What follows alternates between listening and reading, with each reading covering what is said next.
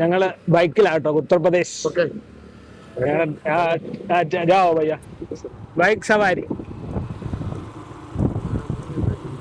നമ്മളാണെങ്കിൽ 3 പേര് പോയാലുണ്ടല്ലോ പണി കഴിക്കും. പണി അവരുടെ മുമ്പിൽ കൂടെ വരുന്നത് ഒളിച്ചു വെച്ചാ.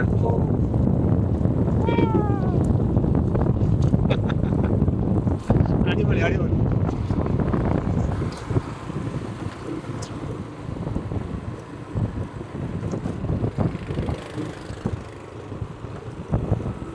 ഇവിടെ എങ്ങനെയായാലും പൈസയാണ്, എന്ത് ചെയ്താലും പൈസയാ. ഈ ടൂറിസ്റ്റ് പ്ലേസ് ഒക്കെ വന്നാൽ ഗുണം അതാ. किधर जाता है? ये लोग जाता है मंदिर എല്ലാം അങ്ങോട്ടാ. എന്റെ പൊന്നോ, मंदिर जाता है. ഇതോ അതാണേ, കണ്ടോ അവിടെ കേറാനുള്ള ജനം കണ്ടോ. എന്റെ പൊന്നോ ഭയങ്കര ആളാ. ഇതൊരു പരുവാവും അങ്ങ് കേറിയിട്ട് ഇറങ്ങുമ്പോ. കേറാൻ പറ്റത്തില്ല.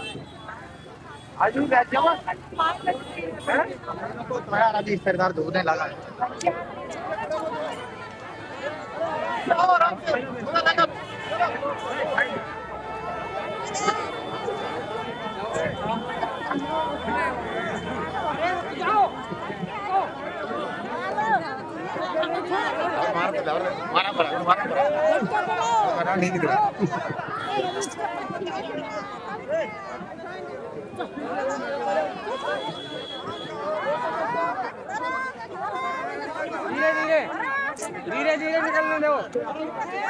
हटो आराम से.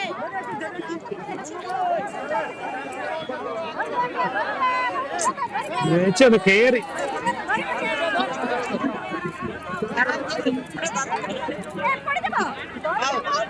धक्का क्यों दे रहे हो भाई? आराम से. खड़े मत हुआ, चलते रहो आगे. എന്റെ പൊന്നു സ്വർണ്ണപ്പനങ്കേ എന്റെ പൊന്നു എന്തുവായിരുന്നു, എന്തോ അഭ്യാസമായിരുന്നു കേട്ടോ. അടിപൊളിയായിരുന്നു കേട്ടോ. ആ പുറകെ കാണുന്നതാണേ സെക്യൂരിറ്റി പോയിന്റ്. കഴിഞ്ഞ് നമ്മൾ അകത്ത് കയറി വരുമ്പോൾ ക്യാമറ പറ്റത്തില്ല.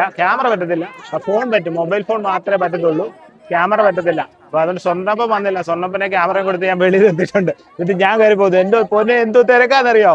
ഓ നിങ്ങൾ കണ്ടു. ഓ ഇതാണ് പ്രേം മന്ദിർ. ഇത് ആധുനിക കാലത്ത് പണി കഴിപ്പിച്ച ക്ഷേത്രമാണ് കേട്ടോ. മാർബിൾ കൊണ്ടാണ് ഇത് ചെയ്തു വെച്ചിരിക്കുന്നത്, വൈറ്റ് മാർബിൾ. ഇച്ചിരൂടെ സന്ധ്യ കഴിയുമ്പോൾ ലൈറ്റ് ഒക്കെ ഇട്ട് കഴിയുമ്പോഴേ നല്ല രസമാണ് കാണാനേ. ഇതുണ്ടോ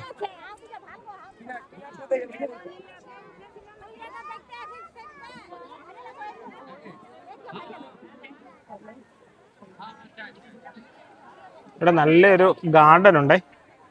ഇത് കണ്ടോ അടിപൊളി. കാളിയമർദ്ദനത്തിന്റെ കണ്ടോ അരൂപമൊക്കെ ആയിട്ടേ നല്ല സെറ്റാക്കി വെച്ചിട്ടുണ്ട്. കൊള്ളാം.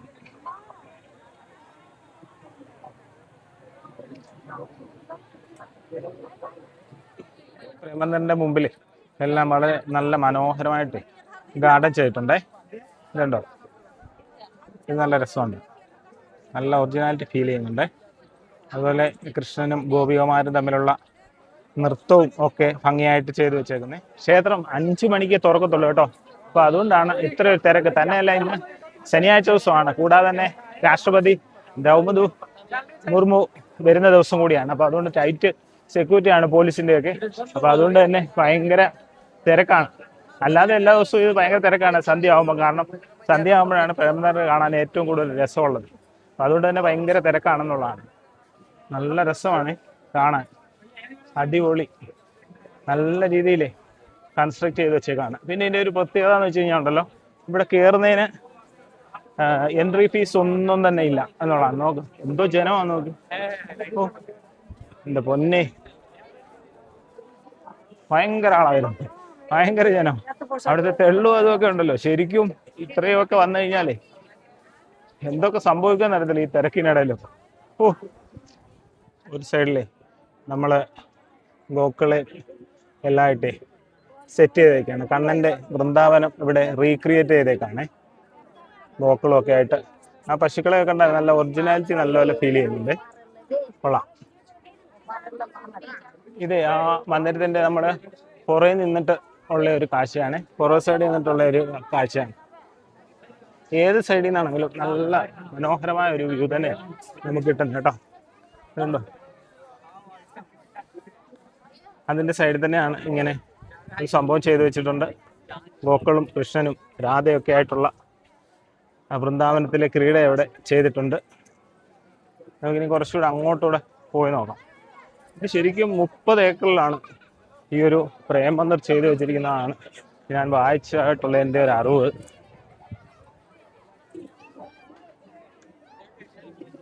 കൃഷ്ണൻ്റെ ഒരു നൃത്ത സ്റ്റെപ്പൊക്കെ ചെയ്തിട്ടുണ്ട്. നല്ലപോലെ പൂക്കളെ മെയിൻറ്റെയിൻ ചെയ്തിട്ടുണ്ട്. നല്ല ഗാർഡനാണ് കണ്ടോ, അടിപൊളി മനോഹരം. ഇനിയിപ്പോഴും ഇവിടെ എല്ലാം ഗാർഡനിങ്ങും അതുപോലെ തന്നെ കൃഷ്ണൻ്റെ തേര് തെളിക്കുന്ന പിക്ചറാണ്. അടിപൊളി കണ്ടേ, ആ സുന്ദരമായിട്ട് ചെയ്തു വെച്ചിട്ടുണ്ട്. ഇവിടെ കണ്ടോ, ഇവിടെ എല്ലാം മെഷീനാണ്, ഡസ്റ്റൊക്കെ എടുക്കുന്ന മെഷീനാണ്. ഇവിടെ നിന്ന് അടിപൊളിയായിട്ടുണ്ട്, സൂപ്പർ. കാണുന്നിടത്തെ ഹോട്ടലും അതുപോലെ തന്നെ ഇവിടുത്തെ പേടയൊക്കെ കിട്ടും കേട്ടോ. 500 രൂപയാണ് 1 കിലോ പേടയ്ക്ക് വില. പുറയിൽ നമ്മൾ ഈ കാണുന്നതെന്ന് വെച്ച് കഴിഞ്ഞാൽ അതൊരു മെഡിറ്റേഷൻ സെൻ്റർ ആണ് കേട്ടോ. അതിപ്പം ഓപ്പൺ അല്ല.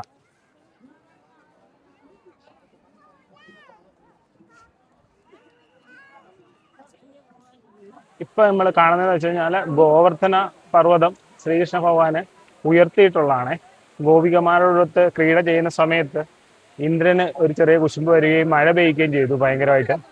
അപ്പോൾ ശ്രീകൃഷ്ണന് ഈ ഗോവർദ്ധന പർവ്വതത്തെ എടുത്തുയർത്തി ഒരു കുടയായി ഉപയോഗിച്ച് ഗോപികമാരെ രക്ഷിച്ചു എന്നാണ് പറയുന്നത്.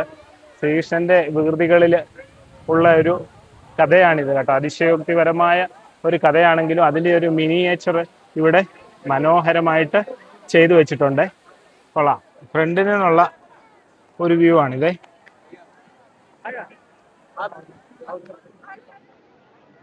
അപ്പോൾ റീലുകളിൽ മാത്രം വീഡിയോയിൽ കണ്ടിട്ടുള്ള പ്രേം മന്ദിർ അവിടെ വരാൻ സാധിച്ചു. നമുക്ക് അവിടെ ഷൂസൊക്കെ വെക്കാനുള്ള ഇതുണ്ട് കേട്ടോ. പിന്നെ ഇവിടെ ആ ക്ഷേത്രത്തിൻ്റെ ഒരു മാതൃക, അതുപോലെ തന്നെ കുറേ പൗരാണികമായ കഥകളുടെ ഒരു ആവിഷ്കാരം കൂടെയാണ് ഇവിടെയൊക്കെ നമുക്ക് കാണാൻ സാധിക്കുന്നത്. അത് ഇതുപോലെ നല്ല ഗാർഡനിങ് ആണ്. പ്ലാസ്റ്റിക് പൂവാണ് കേട്ടോ, മറ്റേ ഒറിജിനൽ അല്ല, പ്ലാസ്റ്റിക് പൂ കൊണ്ടാണ് ചെയ്തിരിക്കുന്നത്.